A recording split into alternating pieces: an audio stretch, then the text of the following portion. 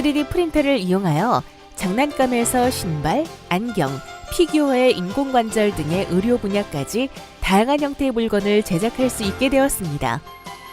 세상에 하나밖에 없는 나만의 물건이라든지 신규 상품 출시 전 시장의 반응을 살펴보기 위해 물건을 소량 제작하기도 하며 음식을 먹기 어려운 환자나 특정 음식을 먹지 못하는 사람 등을 위한 요리를 만들 수도 있는데요.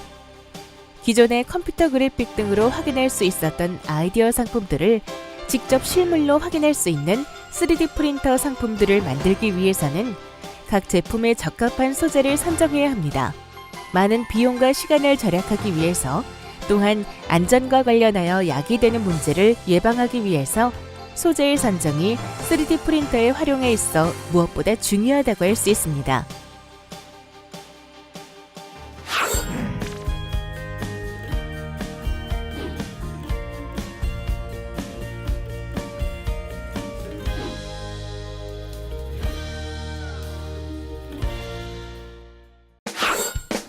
오늘의 학습 목표입니다. 이번 학습을 통해 여러분은 개발계획서에서 결정된 3D 프린터의 방식에 대한 성능을 구현하기 위해서 요구되는 소재를 선정하기 위한 계획을 수립할 수 있습니다. 그리고 선정된 소재의 물성 관리를 위해서 소재 업체로부터 제공된 기술 자료를 수집할 수 있고 소재 물성 테스트 방향을 결정하기 위하여 3D 프린터에 적용된 시험 항목을 파악할 수 있습니다.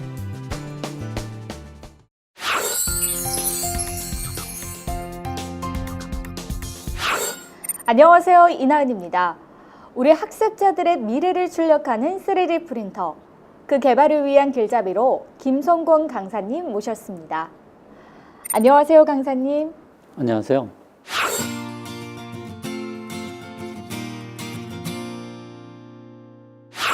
강사님, 오늘 우리가 배울 내용이 3D 프린터의 소재 개발인데요. 사용하는 소재에 따라서 3D 프린터가 다양하게 활용될 수 있는 건가요? 그렇죠. 그럼 소재 개발의 순서는 어떻게 되는 걸까요? 우선 소재를 개발하는 데 앞서 소재 선정을 위한 계획을 수립해야 하는데요. 3D 프린터의 방식에 따라 성능을 구현하기 위해서 요구되는 소재를 선정하기 위한 계획을 수립하는 과정이라 할 수 있습니다. 플라스틱 분류는 어떻게 구성이 되나요? 플라스틱은 크게 열 가소성 플라스틱과 열 경화성 플라스틱으로 구분할 수 있습니다. 열 가소성 플라스틱은 결정 생성 여부에 따라 비결정성 플라스틱과 반결정성 플라스틱으로, 열 경화성 플라스틱은 가구 결합의 강도에 따라 구분하고 있습니다. 열 가소성 플라스틱은 어떤 특징을 갖고 있는 건가요? 열 가소성 플라스틱은 여러 번 재가열에 의해 성형이 가능한 수지로 가열 및 냉각에 의해 용융 및 고화가 가역적으로는 되풀이되는 물리적 변화를 보이기 때문에 성형성이 우수하며 가공이 용이합니다. 때문에 압출 성형, 사출 성형 등의 공정에 주로 사용되고 있습니다. 그럼 압출 성형이라면 3D 프린터에서 주로 사용하는 그 방법이 아닌가요? 3D 프린터는 재료 압출형 소재로 열 가소성 플라스틱을 사용하고 있습니다.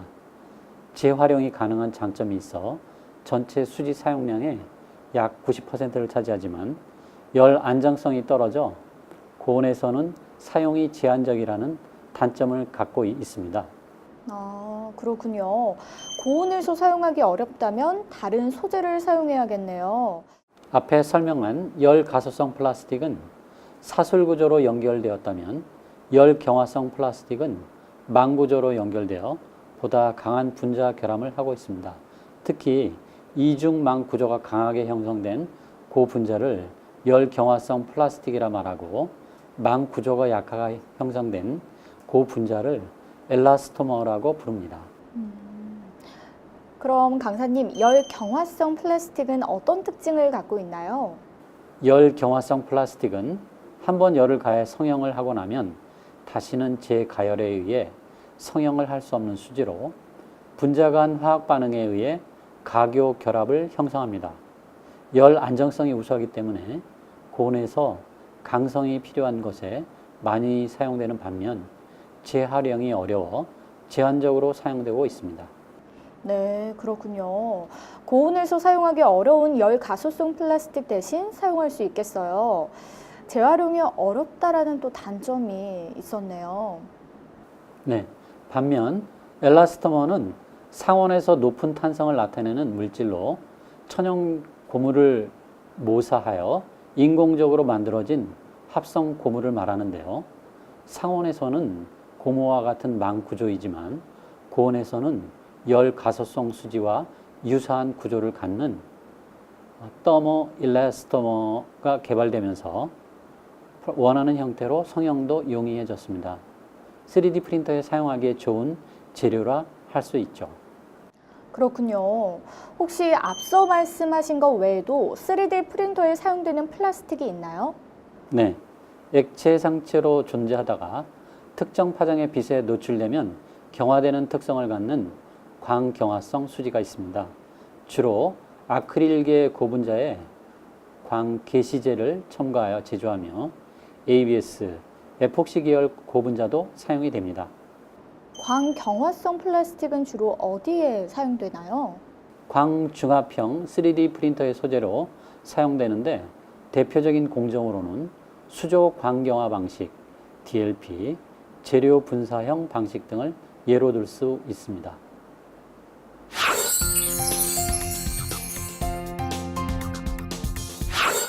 강사님 안녕하세요. 네, 반갑습니다.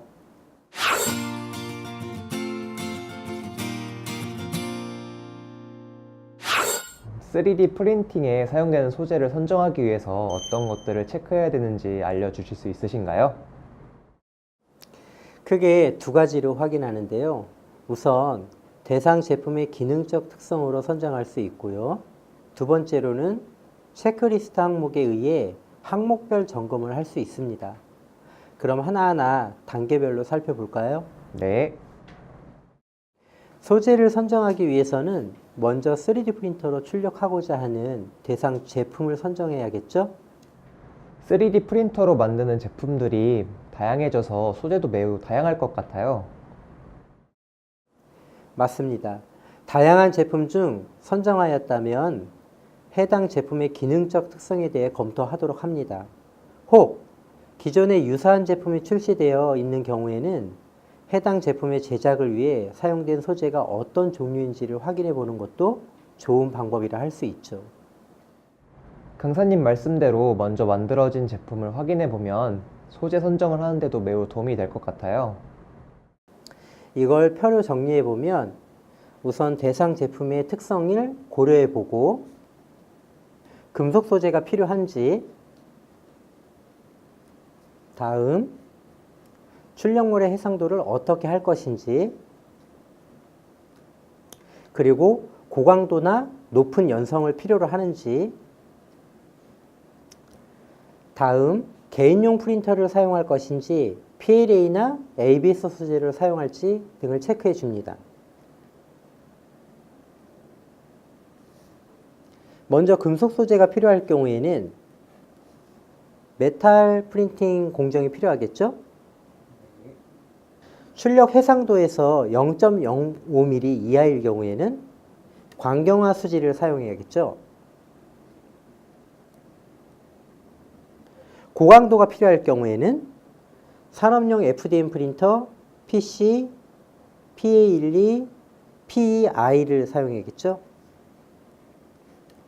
높은 연성이 필요할 경우에는 플렉시블 재료, TPU 등이 필요하겠죠? 소재 선정에 의한 항목 결정에는 어떤 내용들이 있는지 알아보도록 하겠습니다. 그럼 우선 3D 프린터에 사용 가능한 소재에 대해서 설명 좀 부탁드릴게요. 열 가소성 플라스틱은 열 변형 온도의 범위에 따라 범용 플라스틱, 기능성 플라스틱, 고기능성 플라스틱으로 구분이 되며 반결정성, 비결정성 구분에 따라 피라미드 형태로 표현될 수 있습니다.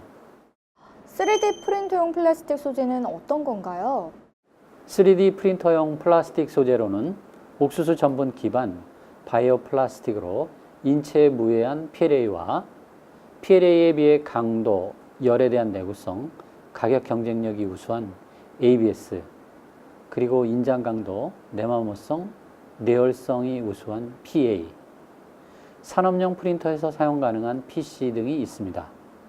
PC의 장점은 강도와 내열성, ABS의 장점인 유연성을 추구하는 PC ABS와 PEI, 물에 용해되는 재료로 수용성 지지대 제작 시 활용되는 PVA 등이 있습니다.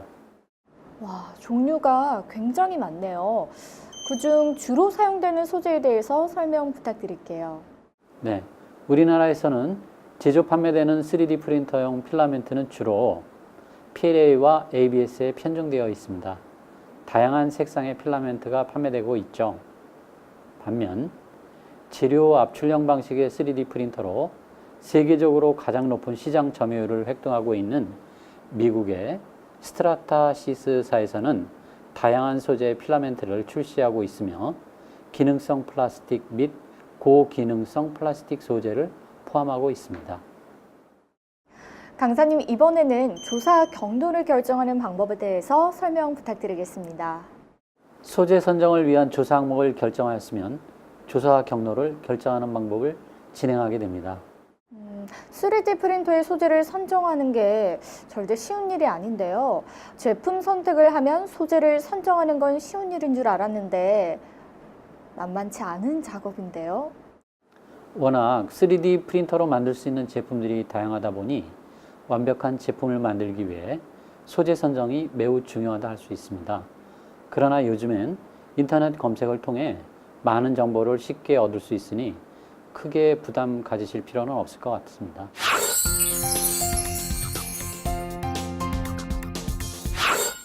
강사님, 국내에서 판매되는 필라멘트 물성을 알아보려고 하는데 웹사이트로 들어가서 3D 프린터용 필라멘트 판매처를 검색하면 되나요? 네, 검색창에 3D 프린터용 필라멘트를 검색하시면 됩니다. 검색 결과 중 관심 있는 필라멘트를 판매하고 있는 국내 사이트가 있으신가요? 전 왠지 이 사이트가 되게 끌리는데요. 그렇다면 그 사이트로 이동해 보세요.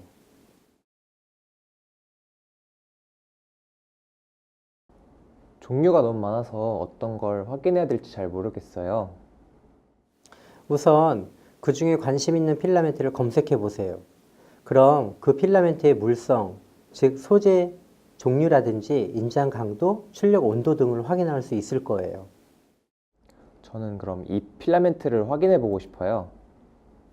클릭해서 한번 확인해 보세요. 제품 출력 스펙이나 주 사용 용도, 보관법 등 자세한 설명이 나와 있을 텐데요. 그중 관심 있는 항목에 대한 비교표를 작성하시면 소재를 선정하는 데 많은 도움이 되실 거예요. 판매 사이트사를 먼저 기록을 하고 제조사 사이트도 기록이 되면 소재의 종류를 나열해야 되겠죠? 이때 소재 종류에 대한 규격과 가격도 동시에 기재를 해주시면 됩니다.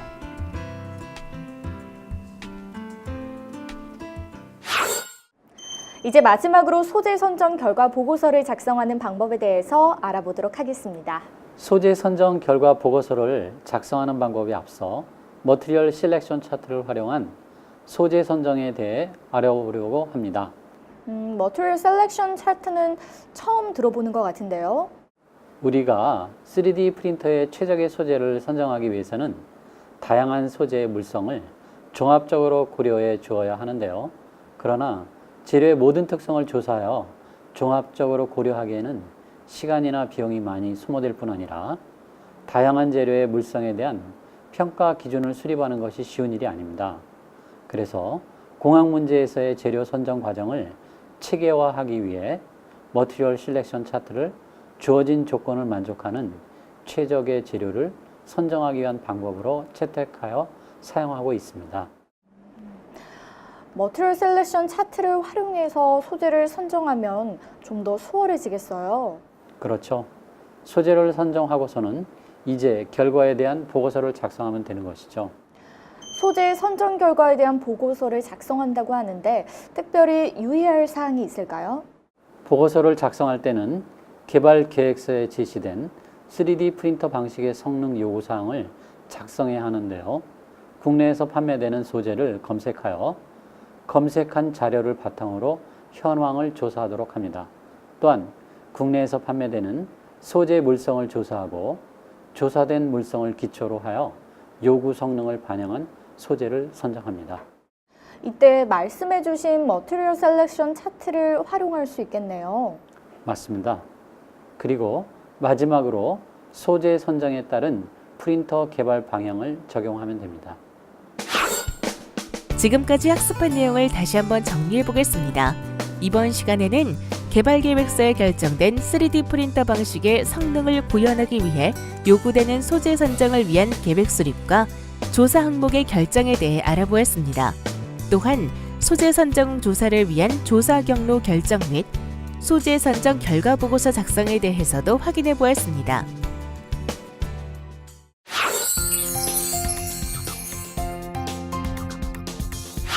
네, 이번 주제는 소재 물성 관리하기인데요. 이 소재 물성 관리하기란 무엇인가요? 소재 물성 관리하기는 소재 업체가 제공하는 기술 자료를 수집하는 과정인데요. 여기서 말하는 소재의 물성에는 크게 물리적 성질과 열적 성질, 기계적 성질의 세 가지로 구분할 수 있습니다.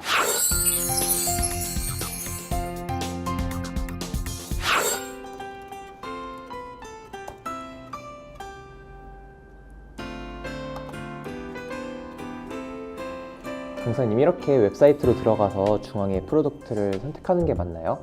네, 맞습니다. 원하는 소재 종류를 선택한 후 분류별 제품 보기 버튼을 클릭해 보세요.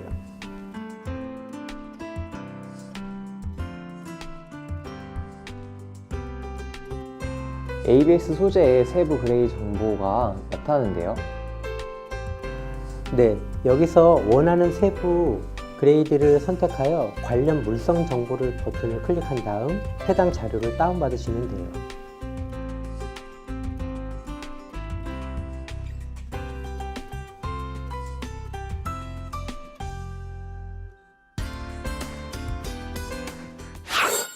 강사님, 수집한 기술 자료는 어떻게 해야 하나요? 네, 수집한 기술 자료를 운용 지침이나 시험 항목, 기술 기준으로 분류하고 적정성을 검토해야 합니다. 분류의 적정성 검토까지요? 네, 3D 프린터에는 화학물질을 사용하기 때문에 안전하게 사용하고 관리하는 것도 중요하기 때문입니다. 그럼 기준이 되는 자료는 없나요? 안전하게 사용하고 관리하기 위해 필요한 정보를 기재한 재료인 물질 안전 보건 자료가 있습니다. 화학물질 등 안전 데이터 시트라고 하죠. 일반적으로 플라스틱은 화학물질로 분류되기 때문에 소재 제조업체에서는 물질 안전 보건 자료를 제공하고 있습니다. 그렇다면 이 물질 안전 보건 자료에 적용되는 대상들은 어떤 것들이 있을까요? 물질 안전 보건 자료에는 폭발성, 산화성, 인화성, 고인화성, 금수성 소재로 물리적 위험이 잠재된 경우 독성, 고독성, 유해, 부식성, 자극성, 과민성, 발암성, 변이원성 소재의 건강장애 소재, 그리고 생식독성 소재로 환경 호르몬을 유발하는 환경유해 소재를 적용 대상으로 삼고 있습니다. 이런 소재를 대상으로 물질 안전 보건 자료를 작성하게 됩니다. 또한 전기기구나 전자제품에 사용되는 플라스틱 소재의 경우 안전성 테스트를 필수적으로 제공하고 있습니다. 이때 평가하는 주요 항목으로는 난연성 평가, 정기적 특성 평가, 그리고 장기적 내열 특성 평가가 있습니다.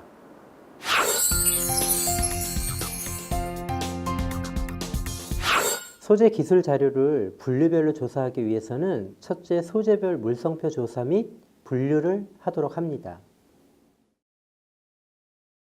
이때 소재 업체로부터 제공받은 소재 물성표를 검토하며 물성표 항목 중에서 물리적 특성, 기계적 특성, 열적 특성, 그리고 전기적 특성 등으로 분류하도록 합니다. 물성표를 보고 세 가지 특성으로 분류하니까 좀 더 수월해졌어요. 다음은 어떻게 해야 할까요? 자, 이번엔 MSDS 자료를 조사해 보세요.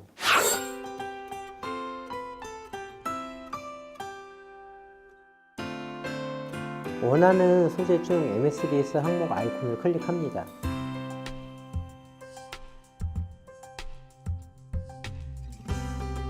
그러나 MSDS 자료는 모든 소재에 대해 제공되지 않기 때문에 제공된 소재 중에서 선택하시고 다음과 같은 항목에 대해 검토해 보세요. 소재 기본 정보 중에서 유해성 및 위험성, 응급조치 요령, 폭발 화재 대처 방법, 취급 및 저장 방법, 노출 방지 및 개인 보호, 안전성 및 반응성, 그리고 폐기 시 주의사항까지 기록이 되어 있죠. MSDS 검토가 끝나셨나요? 그럼 이번에는 UL 시험 자료를 조사해 보세요.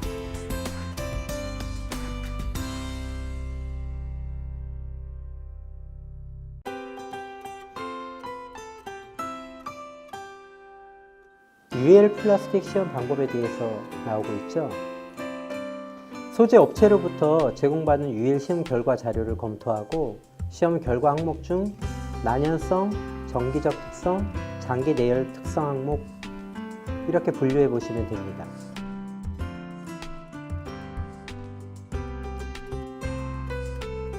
강사님께서 알려주신 대로 하니까 훨씬 수월하네요. 지금까지 학습한 내용을 다시 한번 정리해 보겠습니다. 이번 시간에는 소재 물성 관리하기에 대해 알아보았습니다.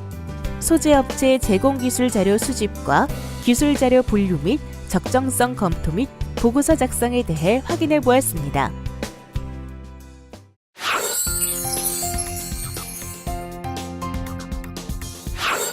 강사님, 그럼 3D 프린터에 사용되는 소재의 물성에 대해 자료도 찾고 적정성 검토도 해봤다면 다음으로 무엇을 해야 할까요? 소재의 물성을 테스트하는 것이겠죠. 소재의 물성 테스트요? 네. 고분자 소재의 물성 테스트 항목별 시험 규격을 토대로 3D 프린터 적용 시험 항목을 파악하는 것입니다. 강사님, KS 규격 웹사이트에서 확인한 뒤에는 물성 테스트를 위한 시험 방법을 선정해야 한다고 들었는데 인장 시험에도 정해진 절차와 방법이 존재하겠죠? 네, 물론이죠. 보통 인장 시험을 하기 위해서는 일반 시험편, 소형 시험편, 고연신율 필름 혹은 CT용의 세 가지로 규격을 정하고 있습니다. 인장 시험편의 치수를 측정하기 위해서 시험편의 중앙에서 그리고 표점거리의 각 끝에서부터 5mm 이내에서 각각의 시험편의 너비와 두께의 최대값과 최소값을 기록하고 이 최소값과 최대값이 주어진 물질에 대해 적용할 수 있는 표준 내에 제시된 허용오차 이내에 존재한다는 점을 확인해야 합니다. 아, 그 허용 오차까지 확인해야겠군요. 네, 맞아요. 또한 시험편의 단면적을 계산하기 위해 측정된 너비와 두께의 평균값들을 이용하기도 합니다. 그럼 시험편의 규격과 치수까지 측정하고 나서 시험편을 설치할 때도 유의사항이 있나요? 시험편의 길이 방향 축이 시험장치 축과 정렬되도록 주의해서 시험편을 그립 안에 놓고 시험 도중에 시험편이 미끄러지는 것과 그립이 움직이는 것을 막기 위해 그립을 균등하고 단단하게 조여야 합니다. 이때 시험편의 파절 또는 찌그러짐이 생기지 않도록 조심해야 합니다. 시험편을 설치하는 것도 쉬운 일이 아닌데요. 네. 또한 시험편은 시험하기 전에 응력을 받아서는 안 됩니다. 이 점도 반드시 유의하셔야 합니다. 그럼 설치하고 나면 바로 시험 속도를 측정하나요? 아닙니다. 설치 후에 연신계를 설정하고 시험 재료의 표준에 따라 시험 속도를 결정한 후 측정하시면 됩니다. 3D 프린터로 제작한 인장 시험편은 이방성을 가지고 있기 때문에 특히 지방향으로 출력한 시편을 인장 시험기에 설치 및 조일 때 시편이 쉽게 파단될 수 있음을 잊지 마시기 바랍니다. 여기서 잠깐 굴곡 시험 절차 및 방법에 대해 살펴보겠습니다. 굴곡 시편 규격을 확인하여 KS 규격과 시험편 치수를 확인합니다. 시험편을 적어도 5개를 준비하여 KSM ISO 1923에 의해 시험편의 너비와 두께 치수를 버니어 캘리퍼스로 측정 후 평균 두께를 계산합니다. 시험편을 지지봉 위에 대칭으로 위치한 후 시험편의 종축에 대해 수직으로 하중을 가합니다. 가압봉을 시험편에 접촉할 때까지 하강시켜 접촉이 발생한 위치를 무변형점으로 하여 굽힘 시험 실시하고 데이터를 획득합니다.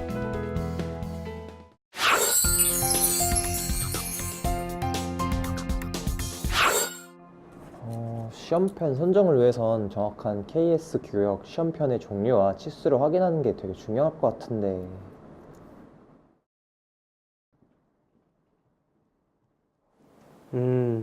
뭔가 잘 안 풀리는군요. 네, 강사님. KS 규격 시험편의 종류와 치수를 확인해야 되는데 그게 정말 쉽지가 않더라고요. 그렇죠. KS 규격 시험편의 종류와 치수를 확인하는 게 쉽지는 않죠. 그럼 확인 내용을 통해 시험편을 선정해 볼까요? 네, 그럼 같이 한번 선정해 주세요. 네. 자, 그럼 시편을 만들기 위해서는 먼저 인장 시편을 제작할 3차원 프린터로 조형이 가능한 크기의 규격으로 선정해야겠죠? 예를 들어 조형의 크기를 240, 190, 200 가로 세로 높이이며 조형의 크기를 고려하여 인장 시편은 5A로 선정했다고 가정해 보죠. 그럼 먼저 3차원 설계를 해볼까요? 네.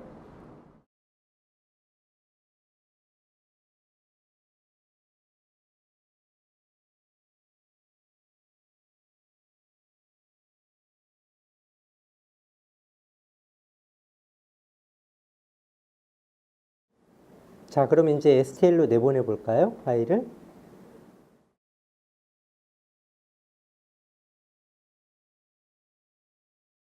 파일 이름은 인장 시험으로 하는 게 좋을 것 같아요.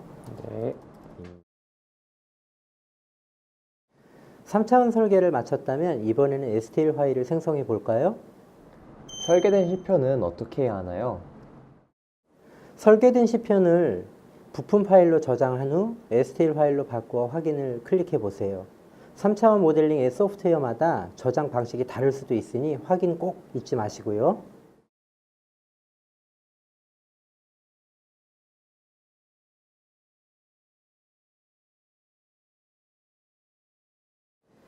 STL 내보내기 창이 열리면 코드 높이, 각도 제어, 단계 크기 등 변수를 변경하여 적용한 후 확인을 클릭해야 하는데 저희가 인장 시험 테스트에 대한 기준 소프트웨어가 지금 현재 사용하고 있는 프로그램하고 차이가 나기 때문에 STL 파일에 내보낸 파일 용량에 대한 용량 체크하고 해상도 높이가 변하는 부분하고에 대한 부분을 캐드캠 시뮬레이션 상태인 큐라로 확인해 보도록 하겠습니다. 한번 해볼까요? 네, 그럼 큐라를 시동해서 한번 확인해 보도록 하겠습니다.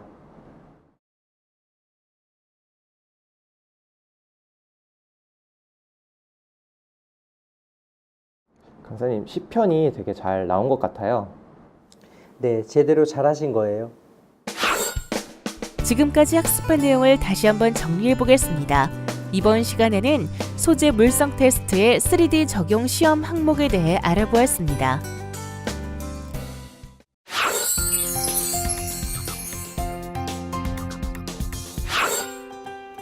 보통 인장 시험과 굴곡 시험을 통한 출력된 소재를 측정하는 방법이 우선시되고 있습니다. 출력 과정마다 물성 변화에 따른 데이터를 만들어서 반복 수행을 통한 구간별 시험이 좋은 방법의 예라고 할 수 있습니다.